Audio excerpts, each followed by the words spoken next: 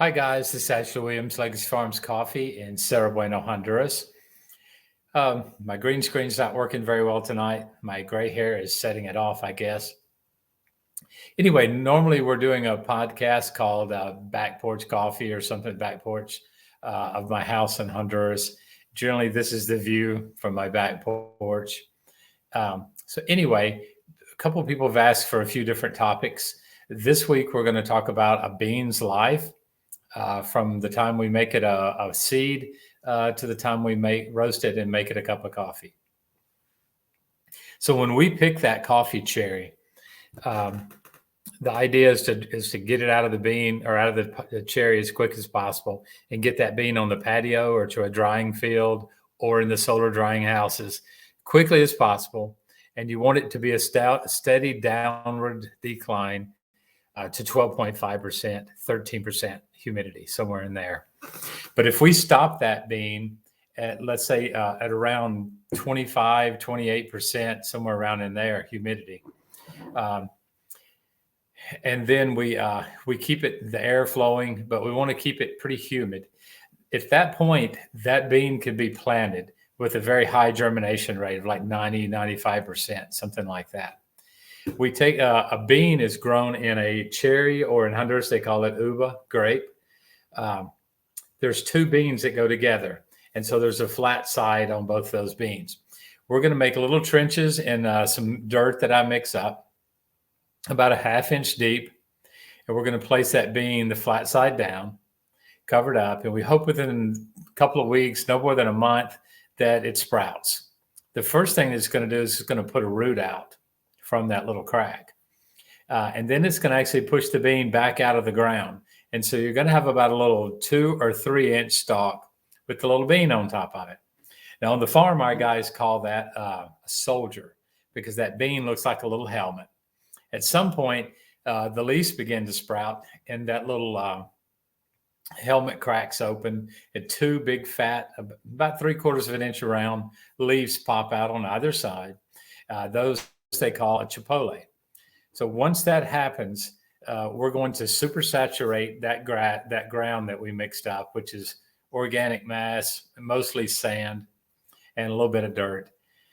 And to get it really soft where we can pull that little chipotle out of the ground without damaging the roots. We bundle them up in little bundles and put a rubber band on them, 25 per bundle. And then we send them into the cupping lab. And this is all done pretty quick. The ladies will unbundle their little bundle and they'll start selecting those that have the best roots. And then they throw those into just a big pile. They go straight back out to the semillero or the remata, according where we're doing it. The remata is like a big greenhouse. And at that point, there is thousands of bags of dirt that the ladies have already packed. It's about the size of 2 soup cans. They're going to take a sharp stick and poke it right in the center of that.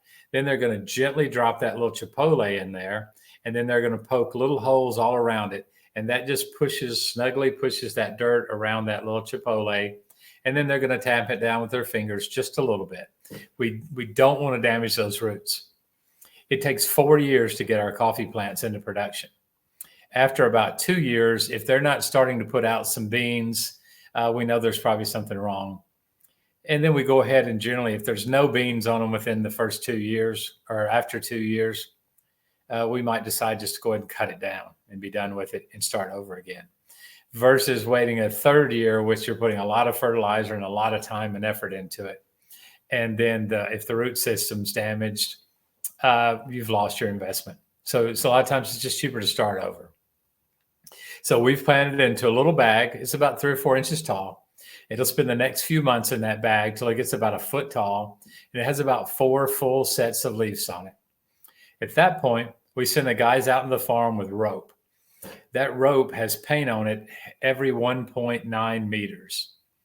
And they're going to spread that out and stake it, about 2 feet off the ground. And they're going to stake it with 2 big posts. And they'll come out and they'll start digging. They'll make 5 or 6 rows of these. They'll start digging the holes. And then generally the ladies do all the planting. They're more meticulous. They do a very good job of it. The guys tend to worry more about speed and look how many I did, versus the women are doing a good job and they're trying to just do a good job. So once that's planted, that 4-year clock sort of starts. If you're lucky, you'll have really good production in 3 years. And we have sometimes, this year we had a crop that was after 2 years, we were able to get a little bit of our Anna Cafe Catorce. We were able to get a little bit of our Geisha. Had like 2 or 3 pounds of each of those. So now we've got a little plant. And so now starts the grooming that plant. So about 5 times a year, we're going to go out and fertilize it. And about 5 times a year, we're going to go out and cut the grass around it, because the grass will grow way faster than the little plant will. So thanks to those men out there cutting pretty diligently. We have some pretty good plants on our farm. We're going to spray it once or twice with some different organic sprays that we have. One of them we make. Sometimes we make it, but sometimes we buy it. But we definitely buy at least once a year. We buy the organic spray to put on it. So having done that, you're in pretty good shape. That's about all you can do for the plant. It's just keep it clean, keep it fertilized. Sometimes we have to water it by hand. So there goes the wait of the 3 to 4 years before we pick it. We have a thing called a refractometer. So once that coffee is put out of flower and then it puts out little green cherries, they turn to red. Some of them turn to yellow, according to which variety we have. We'll take that refractometer and go out and test the sugar content. A refractometer is used in wine. It's used in a lot of different things. But we're hoping to our magic number be like 18. We'd really love to see everything be 18. So if we've got 18% sugar, then we know to start picking that lot. The farm's divided into lots according to what variety they are and things like that. So they'll go into, say, lot 3 today, lot 5 tomorrow, and maybe go to a lot 11. It all matters according to that. Once that bean is picked, we want to get it to the top of the hill, get it weighed in. We throw it into a big tank, just full of water. The tank has one block missing off the very top row of blocks on the tank. And there's a little chute by that. So the beans the cherries that have a bad bean in them will float. So those float out and go into another tank. The beans that are in this tank, we drain the water out and they get augered into the beneficio, which is where we take the cherry off. From that point, the cherry's been removed if we're doing a washed or a natural or a honey process. It goes into the tank according to which tank is going to wash it. If it's going to be honey, it goes straight out on the patio. If it's going to be natural, we don't even float the naturals. It's too much trouble. If it's going to be natural, it goes straight onto the patio. And natural means that we're going to dry that bean inside the cherry. Honey process means we're going to dry it in its own juices. So we're going to take the cherry off and put it straight on the patio and dry it in its own juices. And it'll pick up some fruit flavors from being in that juice. The washed bean is going to have all that juice and mucilage washed off of it till it's nice and squeaky clean and looks very similar to a peanut. And then it's going to go on the drying patio. Dried bean, a washed bean will dry a lot faster, probably 5 to 8 days versus anywhere from 10 to 15 days for the honey process and upwards of 25 days for the natural process. So once those beans have been dried, we take them into the bodega and they do about 3 days cooling down because they're in the hot sun on the patio. So that bean's going to dry down in air for about 3 days. Then we're going to bundle it up, throw it on a pallet according to which day it was picked. At that point, it starts a 90-day wait. So after 30 days, we take all the coffee out and we rotate the coffee from the bottom to the middle and the coffee on the top to the bottom. And so then another 30 days, you do that again. Another 30 days, you do that again. The coffee is going to spend a third of its life on the bottom of the pile, middle of the pile, top of the pile. There's nothing scientific about that. I just do it. It helps us get a good count on it, and we're able to weigh lots that we forgot to weigh earlier. And I believe it gives it an equal time on the hotter part of the bodega and the cooler part of the bodega. So far, it's worked pretty good. I don't know that I'd know if it wasn't working, but we're going to say it works pretty good so far. So from that point, once it's got that 90 days in, that's done to age the life of the bean once it becomes a green bean.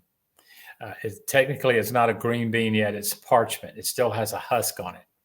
At that point, it goes into the Triga house where Bahidio takes the husk off. Then he takes it into the cupping lab in the selecting room, and the women will dump them out on big tables according to which lot it is, and they will hand select each one of those beans. Once that bean is hand selected, it goes back into its bag inside of a Grain Pro, and that goes inside of a burlap sack, and then samples are pulled. We get a cupping score on the samples. By that point, I've already cupped it on my table, and so I know what the coffee scores are roughly. I want to get an exact flavor profile and an exact certified score from the official lab. And so once all that's done, we still use the traditional method of the hand sewing the bags. So the women have about an 8-inch long needle, and they get into a big circle, and they sit on the bag, and then they'll sew the bag in front of them. And then when that's done, a guy will come in, take the bag out, and put it back in the bodega. At that point, we're contacting the government for getting permission, paying our taxes. We've already consigned a container. That container is going to come to our farm. My guys are going to load the container up. It'll go to Puerto Cortez, Honduras, and they're going to put it on a big ship, and they'll ship it to Port of Houston. It'll go on a truck and comes to my bodega here in Mountain Ridge, Kansas. Again, you guys can look that a lot of that process up at Legacy Farms Coffee, or go to legacyfarmscoffee.com. You can send me a message that way also. But at that point, I have it here in the roastery.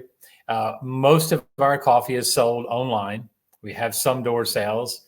We do a lot of fundraisers, things like that. But that green bean is here in my bodega.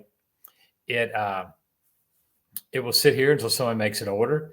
My roaster does about 25 pounds is about the most it'll do, and about 13 is about the least it'll do.